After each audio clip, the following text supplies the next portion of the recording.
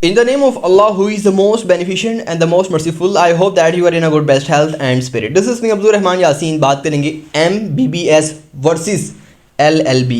Law करें या MBBS करें. एक तालिब इल्म जो कि सोचता है इंजीनियरिंग को भी अब बीच में ले आए कि इंजीनियरिंग करूँ या LLB करूँ, MBBS करूँ या LLB करूँ. ये बड़ी टॉप की मैंने फील्ड उठाई हैं.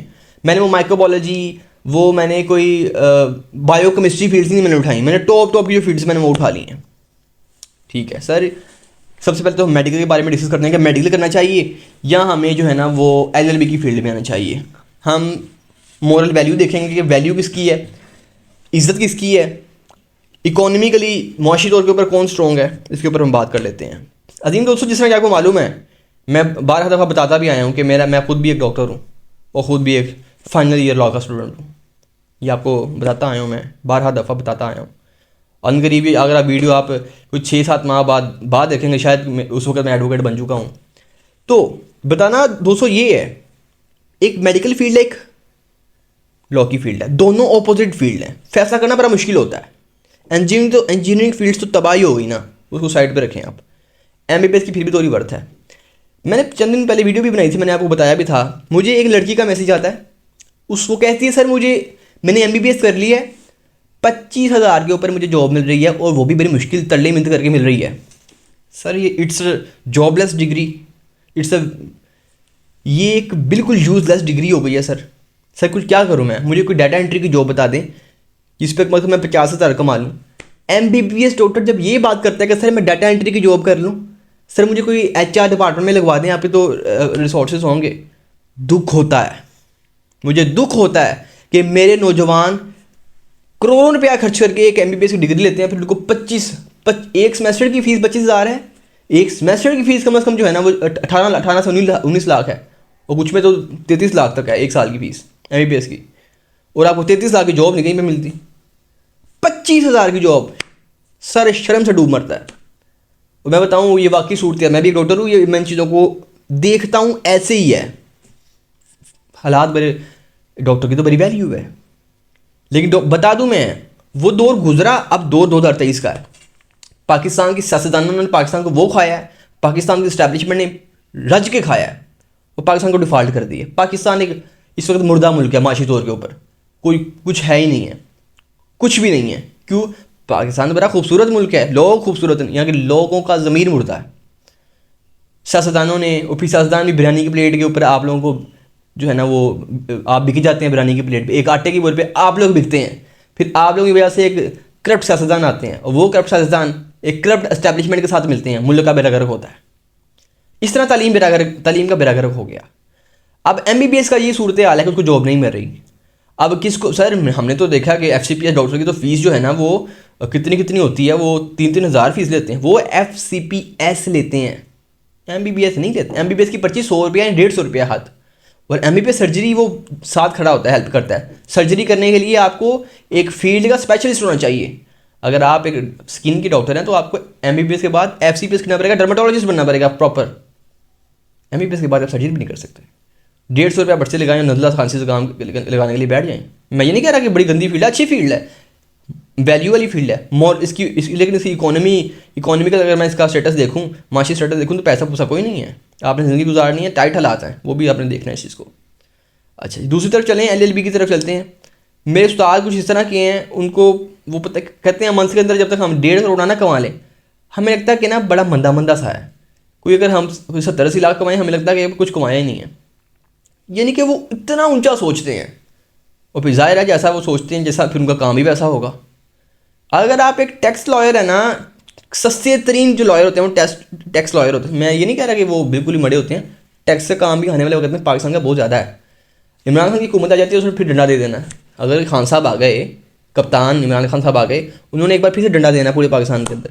फिर हर बंदा फाइलर होगा, टैक्स प्रॉपर टैक्स होगा, वो टैक्स जो होगा मुल्क के ऊपर लगेगा, मुल्क के इदारे बेहतर किए जाएंगे, तालीम बेहतर की जाएगी, सेहत बेहतर की जाएगी. लेकिन अगर ये जिस तरह का चल रहा है, वो जिस तरह की दो टगों की हुकूमत चल रही है, अगर ये रहता है तो फिर तो पाकिस्तान के हालात में बिखरने हैं, ख़राब होने हैं. लेकिन ज़ाहिर है कोई ना कोई तो हुकूमत पे आनी है. कब तक, आखिर कब तक अंधेर नगरी का जो है ना दौर होगा? एक दिन तो ठीक होगा ना पाकिस्तान के अंदर एक दिन तो है ना तलवार चलनी है. कब तक इस्टेब्लिशमेंट जो है ना मुल्क को कोड़ियों के भाव चलाएगी? एक दिन तो सब कुछ खत्म हो जाएगा। मुल्क को चलाने के लिए आपको सियासतदान चाहिए। सियासतदान ही मुल्क चलाते हैं, इस्टेब्लिशमेंट मुल्क नहीं चलाती। वो मुल्क वो एक साथी होती है।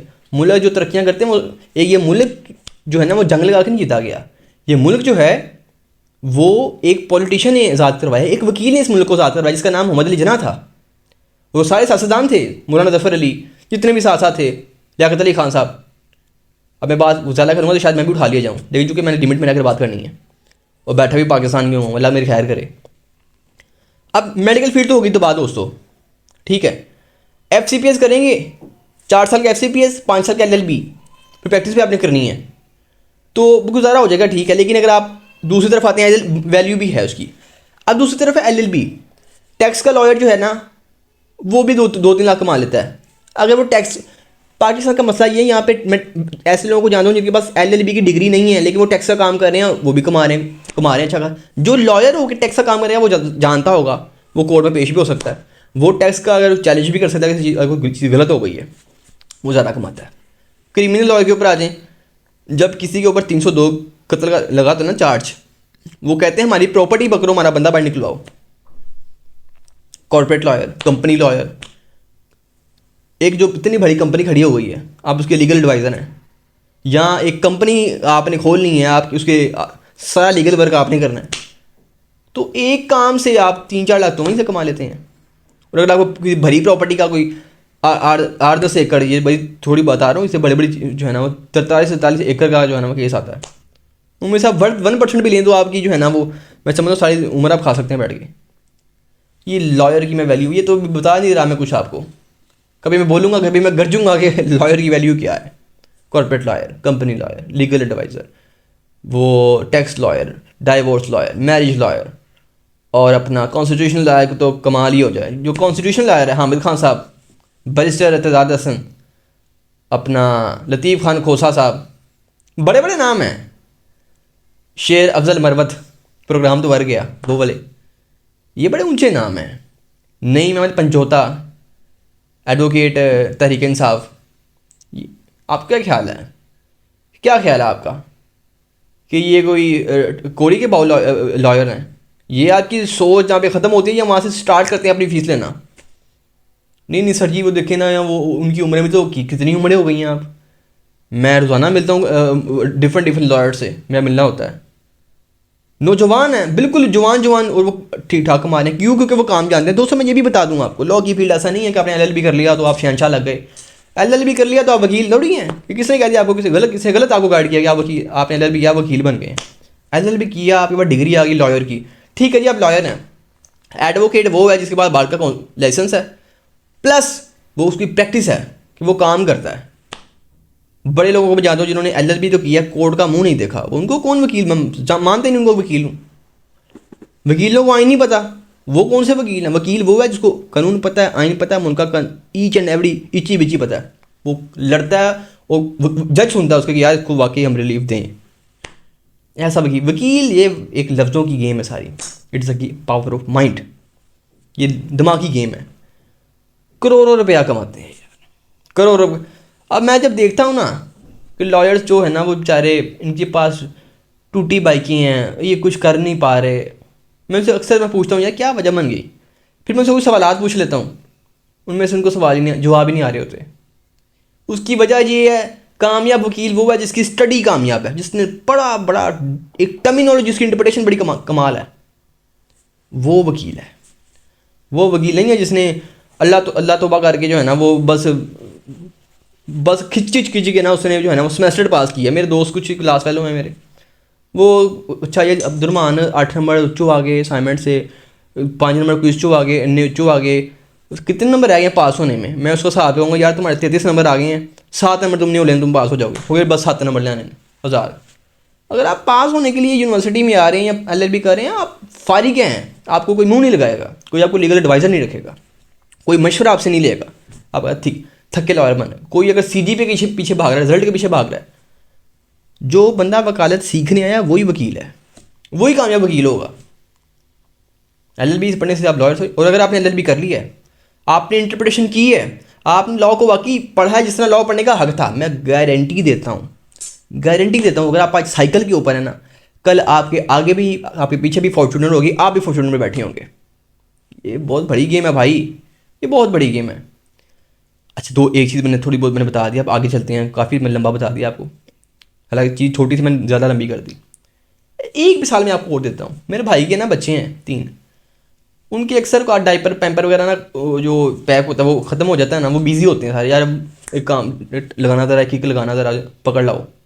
वो जिनसे मैं उनको डायपर लेने आता हूँ ना भाई के बच्चों के, वो बंदा वकील है। उसने कहीं टिकटॉक पे मेरी वीडियो देख ली। अब यू नो कि टिकटॉक के ऊपर मेरी जो वीडियोस हैं, एक वीडियो के ऊपर कोई 4.5 लाख 3 लाख व्यूज़ आते हैं टिकटॉक के ऊपर। मैं हूँ अब्दुर्रहमान यासिन। उसने कहीं वीडियो देखी, उसने कहा अब्दुर्रहमान भैया क्या कर रहे हैं? मैंने कहा मैं लॉ कर रहा हूँ। कहता मैंने आपकी वीडियो देखी, बड़ी कमाल है। मैं कहता मैंने भी लॉ किया हुआ है। मैंने कहा अच्छा जी। मैंने कहा फिर? कहता फिर मेरी शादी हो गई। मैंने कहा फिर? कहता फिर मैं डिप्रेशन में चला गया। मैंने कहा फिर? कहता फिर मैंने लॉ छोड़ दिया। तो मैंने कहा आप कर लो। कहता नहीं ना, पता ना आपको शादी के बाद कमज़ोरियाँ हो जाती हैं तो मैं नहीं अब कर सकता। मैंने कहा लानत ही यार, लॉ करने के बाद आप पैम्पर बेचें, ये तो आपके ऊपर मुनहसर है। लॉ करने के बाद आपने अगर कायद-ए-आज़म बनना है तो लॉ करने के बाद लोग कायद-ए-आज़म बन जाते हैं ना, मुल्क आज़ाद करवा लेते हैं, और कुछ पैम्पर पे, ये तो आपके ऊपर मुनहसर है दोस्तों, टोटल आप पर मुनहसर है। अच्छा आगे चलते हैं। अच्छा मैं ना जब बैठता हूँ ना अपने, अगली चीज़ बताने लगा हूँ आपको, इसकी वैल्यू बताने लगा हूँ। हमारे पास पेशेंट आता है, डॉक्टर साहब मैं यहाँ पढ़ता हूँ या पढ़ती हूँ, मेरे दर्द होता है, यहाँ दर्द होता है, यहाँ होता है। मैं 10 आँखों को डील करता हूँ, मैं अपना प्रोसीजर फॉलो करता हूँ। मैं उनको विजन टेस्ट करता हूँ, उनका विजुअल एक्यूटी, और जो अपना ऑटो रैप से स्लिट लैम्प के ऊपर उनका आई टेस्ट कर लिया। बाद का उनकी ना नज़र वीक होती है, वो लेंस लगाए सामने जो है ना, वो उनकी मेजरमेंट की, वो कहते हैं एनक लगा हम ठीक हो गया, अब हमें सही नज़र आ रहा है, दर्द भी नहीं हो रही। वो जो डॉक्टर जिस डॉक्टर ने किसी पेशेंट का उसको ठीक किया ना, वो एक दिन कहेगा ठीक है, 2 दिन 3 दिन 4 5 दिन बाद हमें वो भूल जाएगा, हमारी शक्ल भी भूल जाएगा कि मुझे फ़लाँ डॉक्टर ने ट्रीट किया था। लेकिन अगर एक शख्स ने किसी ऐसे शख्स को इंसाफ दिलाया कि जिसकी प्रॉपर्टीज़ के चाचे खा गए थे, बंदा फोत हुआ, उसकी बीवी थी, बीवी के हक में प्रॉपर्टी आ रही थी, और उस बीवी और बच्चों की प्रॉपर्टी उसके भाइयों ने जो है ना, वो उसके शोहर के भाइयों ने खा ली। मेरे पास एक केस आया था ऐसे। जब आप उसको इंसाफ दिलाएं, वो बंदा, वो बेवा आपको ज़िंदगी में नहीं भूलेगी, आपकी शक्ल नहीं भूलेगी, आपको नहीं भूलेगी, आपका एहसान नहीं भूलेगी। और अगर उसको दोबारा कोई काम पड़ेगा ना कभी, वो आप ही को अप्रोच करेगी कि ये बंदा है जिसे हमें इंसाफ की तवक्को है।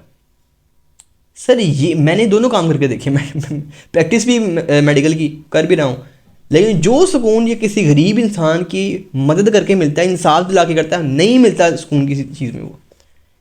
तो मैं तो प्रेफर करूँगा भाई लॉ की फील्ड। मेरा बड़ा शौक था, मैंने फर्स्ट प्रायोरिटी मेरी मेडिकल फील्ड थी, लेकिन जब मैं लॉ में आया मुझे लग पता गया कि लॉ है, यही फर्स्ट प्रायोरिटी है। मैं प्रेफर ये करूँगा आपको कि आप लॉ में जाएँ। इसकी सोशल वैल्यू बड़ी है, मॉरल वैल्यू बड़ी है, इकोनॉमी बड़ी पावरफुल है, स्ट्रॉन्ग मैन आप जो है ना, माशी तौर के ऊपर आप एक स्ट्रॉन्ग मैन बनते हैं। ये दाग है, ये रिश्वत लेते हैं, ये ख़त्म हो जाना है भाई, ख़त्म हो जाना है। पेट निकालने वाले वकील गए, नया दौर आ रहा है, नए वकील आ रहे हैं। वकील अब नहीं बिकते, वो दौर गुजर गया। अभी भी हैं वो थोड़े बहुत, उनकी कोई 40% लॉयर अभी हैं जो पुराने, जो रिश्वत खाते हैं। नया दौर आ रहा है, अगले 5-10 साल के अंदर चीज़ें तब्दील हो जानी हैं। लॉ का निज़ाम बड़ा बेहतर हो जाएगा जब आप जैसे वकील जो इंसाफ करने की तवक्को रखते हैं, जब वो आएंगे ना फील्ड में, लग पता जाएगा। आप नौजवानों, आप इस मुल्क का एसेट हो। बूढ़े जो होते हैं, जो बच्चे होते हैं, ज़ाहिर है शख्स ने सारी ज़िंदगी मेहनत की है, बुढ़ापे में वो चाहता है कि वो सुकून से बैठे, उसकी औलाद कमाए। तो मैं बताना चाहिए, बच्चे भी काम नहीं करते, बूढ़े भी काम नहीं करते। जो आपकी यूथ होती है ना सर, ये माशरे का इसने पहिया चलाना होता है। Youth is the backbone of nation. जना ने फरमाया था youth is the backbone of nation. नौजवान हमारी रीढ़ की हड्डी है कौम की, और कौम की रीढ़ की हड्डी मैं बताता हूँ, अगर आप कामयाब रीढ़ की हड्डी बन रहे हैं, जो ठुमका स्टार नहीं बन रहे, आप लड़कियों के पीछे नहीं जा रही हैं, लड़कियाँ लड़कों के पीछे नहीं जा रही, आप वाकई काम करें कि कुछ बनना है, मैं गारंटी देता हूँ मेरे मुल्क को तरक्की से कोई नहीं रोक सकता। मेरे पाकिस्तानियों, मैं उम्मीद करता हूँ कि आपने जो पैगाम मेरा सुना, इसको अपने दिल में लेकर आएंगे और मुल्क में इंसाफ के लिए काम करेंगे, गरीब के लिए काम करेंगे। अमीर केस तो आते रहने हैं, वो आपने कमाना भी ठीक ठाक है, गरीब को नहीं आपने छोड़ना, गरीब की मदद करनी है आपने। कोई गरीब के पास पैसा नहीं है, लेकिन उस गरीब की जो दुआएं हैं वो बहुत माली दुआएं हैं, बहुत बड़ी दुआएं हैं। तो मैं ये प्रेफर करता हूँ आपको लॉ करें। मैं मेडिकल फील्ड के अंदर किसी भी तालिब इल्म को मैं नहीं कहूँगा कि वो जाए। लेकिन ये नहीं चाहिए ना, जाना चाहिए भाई, लड़कियों को जाना चाहिए।